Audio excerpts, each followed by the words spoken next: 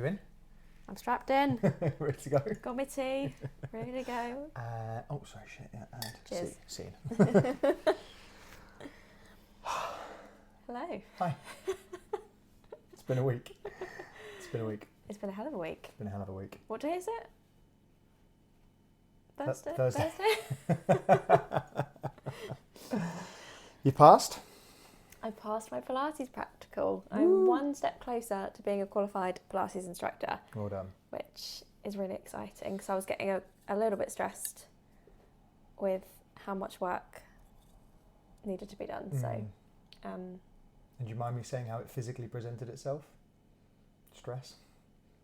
oh yeah, I got a sty in my eye. I didn't know if you wanted to say anything. But... No, I'm not embarrassed about having a good. sty. But yeah, it's funny how it physically presents itself because that started appearing before your practical, and we had a couple of conversations about you. That was the only thing you could really think of. Yeah. Was like the practical coming up and just getting that done. So well done. Yeah, and I really enjoyed it. Good. I did. I was nervous for sure because it was my first time properly instructing in front of people. Because I know I did if you did the Betwixtmas challenge, I did a little bit of teaching, didn't I? But that was a bit different because it was only in front of you. Yeah. And we got to do it over and over again if I got it wrong and that kind of stuff. But obviously this was being it kind of you had to do it in one take, so it had to go right. But with all the teaching points and stuff, there's so much to remember. But I had to remind myself that it doesn't need to be perfect. No. And it wasn't, and I still passed. So well done. Yippee. And I got really good feedback. I do commend the place that I'm doing the course with because they are very good with their feedback. And it's very constructive feedback, which is appreciated because they want to make you a better instructor. Yeah, it wasn't generic feedback. It was actually like, perhaps next time you could be doing this or making sure you do that, which is really, really good. Yeah. But I actually loved the teaching, and when I got into the flow of it, it was really, really fun. So I'm excited to get to that point where I can have a bit of creative, what's the word? Freedom, license. Freedom, that's the word. Creative freedom for my classes, and I won't feel the pressure as much of being assessed and, Yeah, because it's kind of like a driving test, isn't it? It's weird, but you obviously need to be that good every single time you do your sessions when you have the chance. For sure, yeah. But at the same time, they're looking for specifics to make sure that you're teaching. I think someone worded it really well, to make sure that you're teaching Pilates, not like Zumba. Yeah. That you're trying to get the words across that are synonymous with Pilates, which is like engaging your core and making sure that you feel it in specific muscles. Slowing down, in a sense, the movements to make sure that you have that mind to muscle connection rather than just doing the movements for the movement's sake. Yeah. So there's a lot of thought that goes into it. So well done. Thanks. Yeah, really good. Proud of you. How was it being taught by me? Because obviously... A weird dynamic areas, like since I'm out the window. But it's a weird dynamic. Eddie. Come here. Away from the window, you're winding yourself up. Bear with us. Eddie. Come here. Good boy. Well good done. Good choices. Good boy. Sit. Nice. Weird. It's definitely a role reversal. Well, yeah, because considering how we met was good boy. Through the gym and you instructing me. The classic love story for personal trainers. Meeting their client and then quickly falling for them. Was it quickly, was it? Quite quickly. It was weird. It was a weird dynamic shift, but it was good to see you in your element. Yeah. Like you felt like a natural, you seemed like a natural, and it felt like you'd done this for a long time. It's been a long time coming. So for me, it was kind of like, you're not finished, you've got a little bit left to go. But to see you doing the instructing side of things, it's kind of like, oh, finally. Like, here we go. Okay. And you're good at it. There was also an element of like... Were you worried that you'd hired me?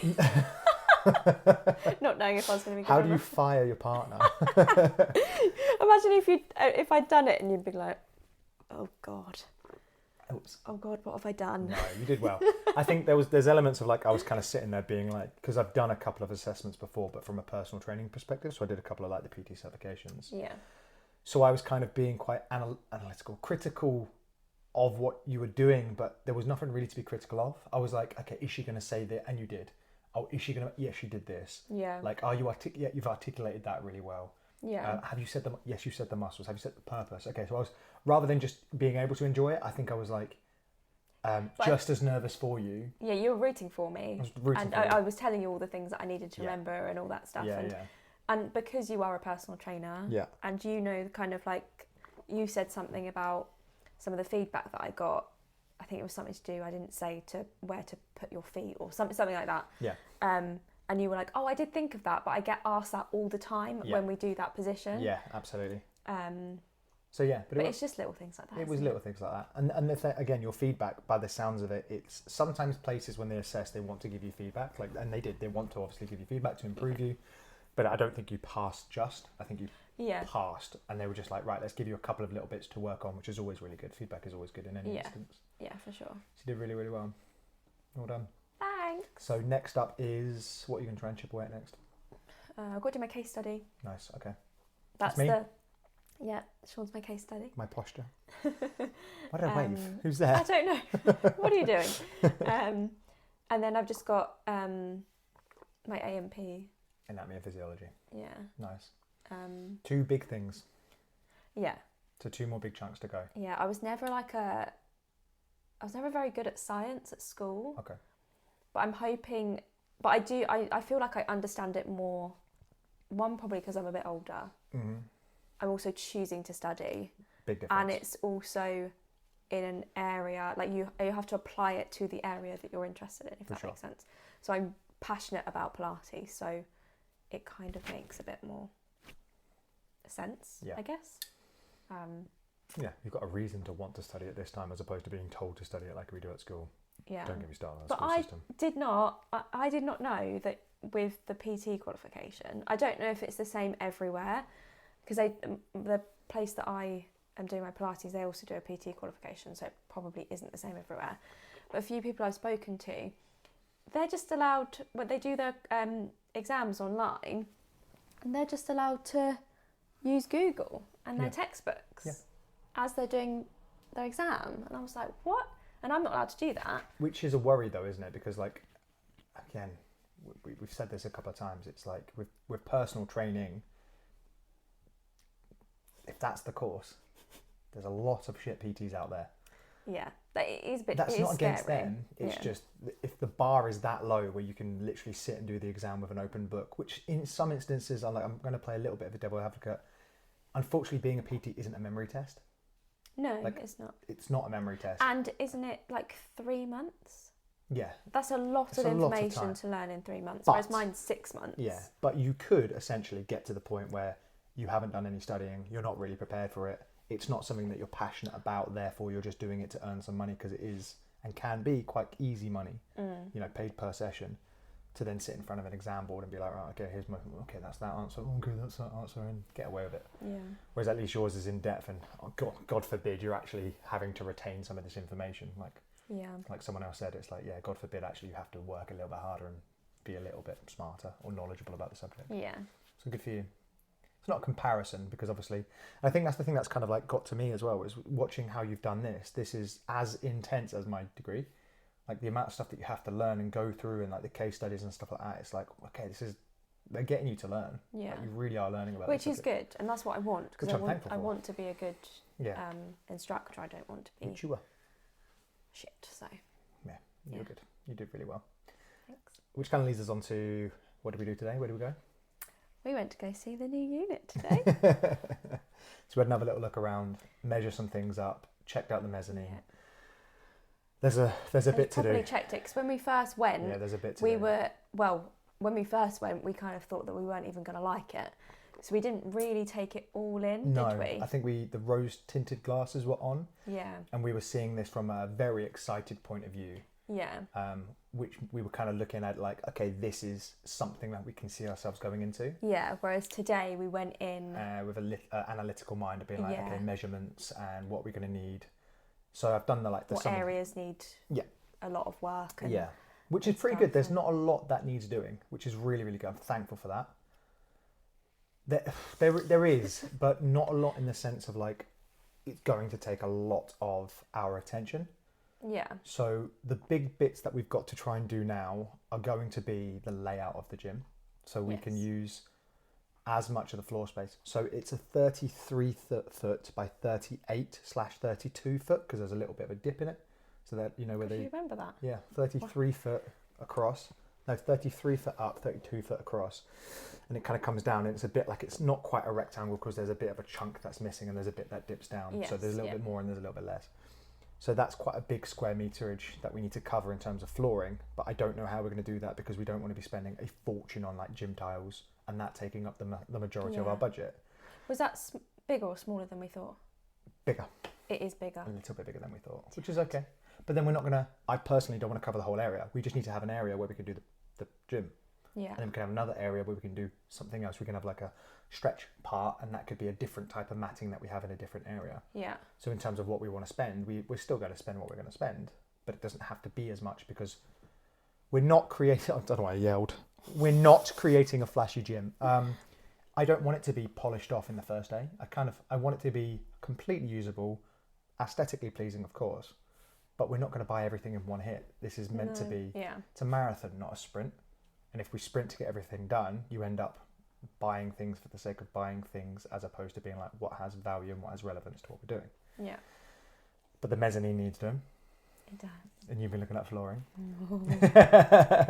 So that's another part. We're going to have to split basically the money that we've got, not in two, but enough so that you can get what you need done. And I can get what I need done.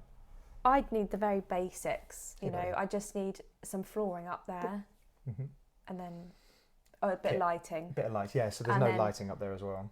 And for the first while, we won't need much equipment or anything like that. It will mainly be like blocks and mats. Yeah, yeah.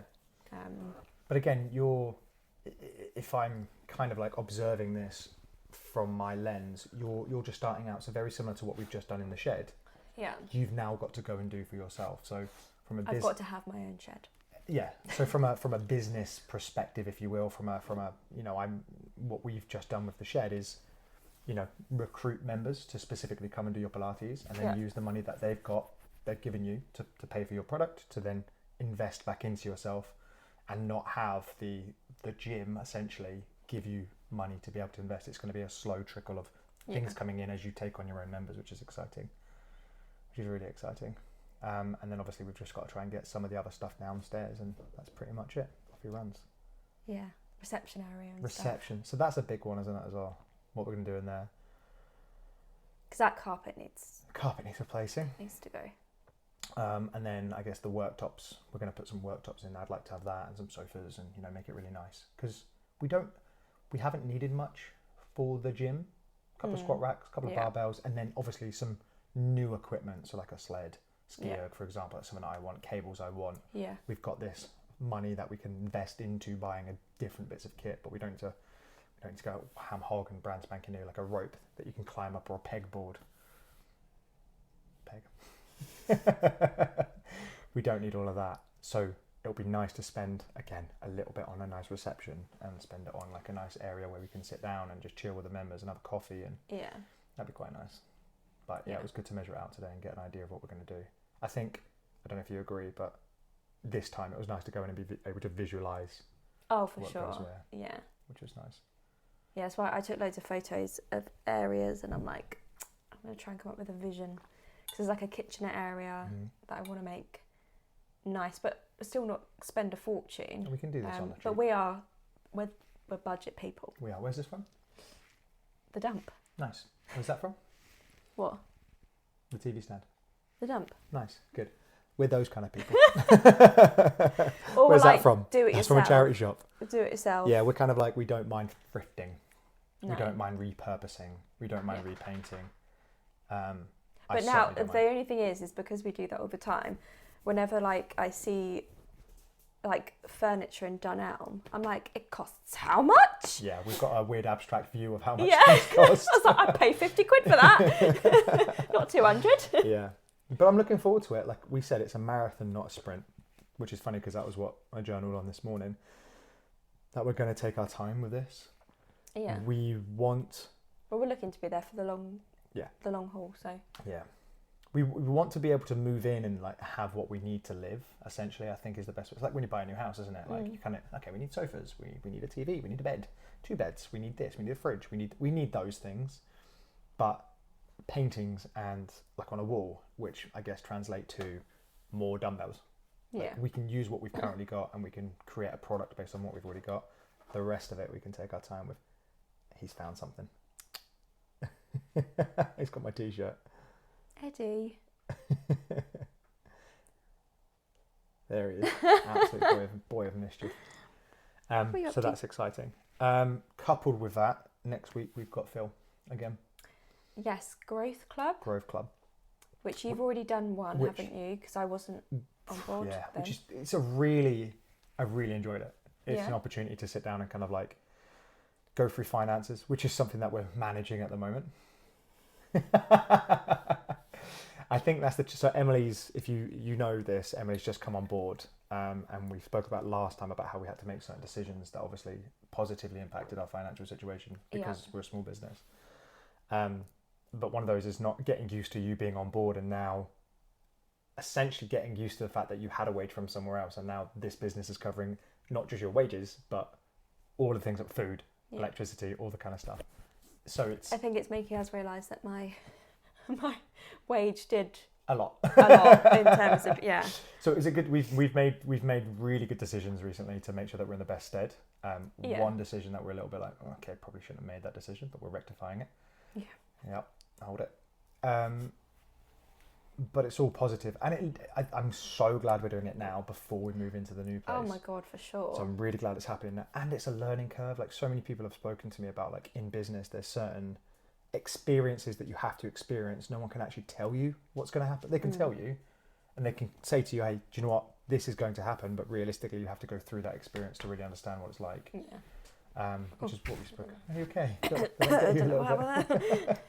So yeah, it's a positive experience that we're going through at the moment because we're just learning about, okay, well, what does this mean? What does that mean? How much is that? How much is this? What do we need to put to one side? What don't we need to do? So it's just a different way of doing it. It's just a different way of doing it. But thank God we've got accountants. Kind of like our electric car. Which, thank God, we've got an electric charger in the new place. Oh my God. We were like, we're going to save £500 already. There's an electric charger in the new place, and that is the thing that we're most happy about. Have you found the new car? I love it. Mm-hmm. I love it.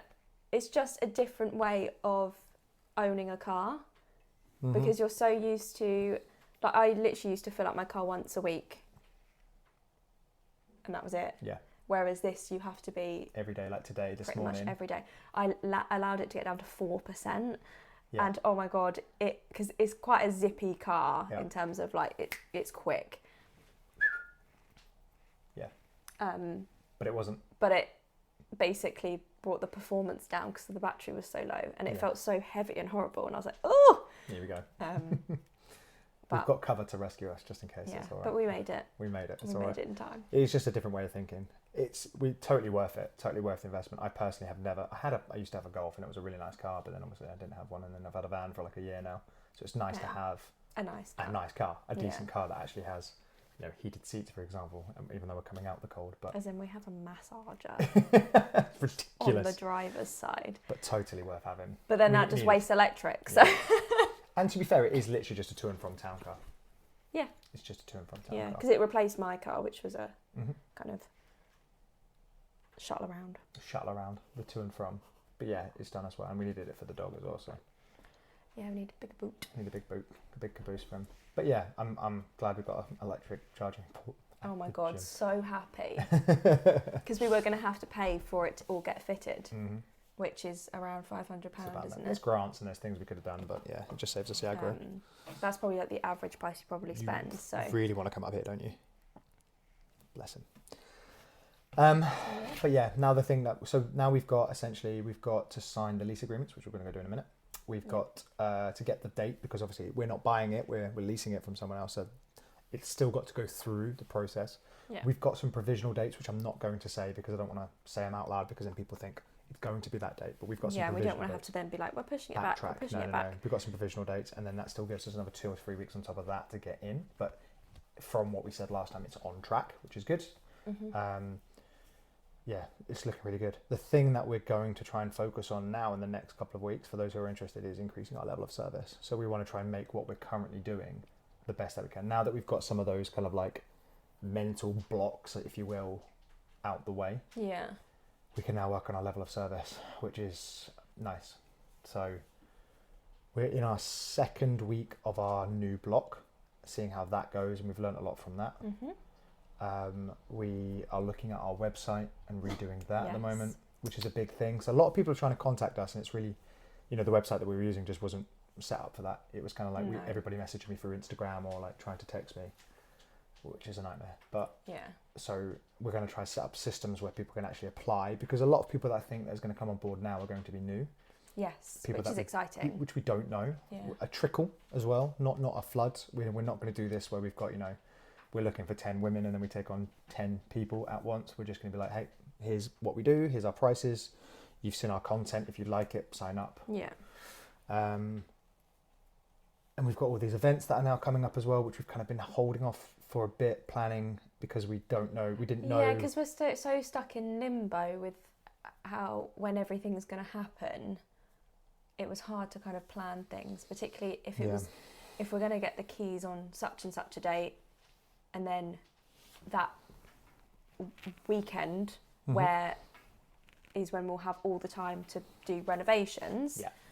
We've booked in events and we're like, shit. Yeah.